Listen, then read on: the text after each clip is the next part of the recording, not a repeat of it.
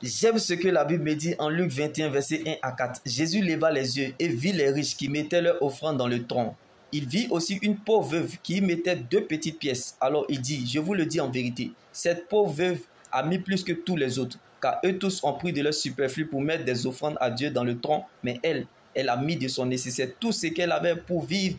Alléluia. La grande et vraie offrande, ce n'est pas l'expression de nos poches ou de nos mains, mais la sincérité qui vient du cœur, de considérer en priorité ce que Dieu pense de nous et ce que le ciel attend de nous. Chacun pense qu'il se conduit toujours bien, mais c'est le Seigneur qui connaît le fond du cœur. C'est la sincérité qui attire l'attention de Dieu. Quand nous nous approchons de Dieu de manière sincère, nos problèmes sont de manière inimaginable.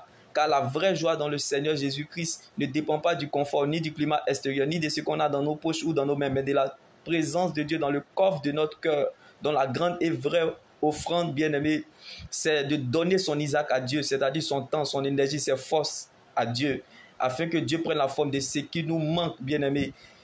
Que ton rêve occupe les intérêts de Dieu, car la grande et vraie offrande, bien-aimé, c'est une relation de vie avec Jésus. C'est-à-dire Dieu offrant son salut à quiconque croit, place et met sa confiance dans le sacrifice de Jésus, tout en nous procurant le pardon de nos péchés et le ciel après la mort, c'est-à-dire la vie après la mort. Bien-aimé, la vie avec Jésus est un espoir sans fin, mais la vie sans Christ est une fin sans espoir. La crainte de l'Éternel Jésus est le commencement de la sagesse, mais Christ est la fin de la sagesse. Donc la sagesse sans l'obéissance est une ruine de l'âme, bien-aimé.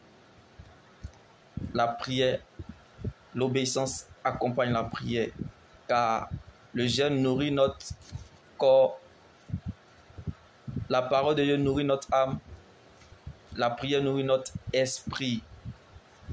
La parole de Dieu est la seule terre solide sur laquelle nous pouvons nous tenir. L'endroit le plus sûr de toute la terre est la volonté de Dieu. Alors que Dieu prenne la forme de ce qui vous manque, comme Abraham a donné son Isaac à Dieu. Shalom.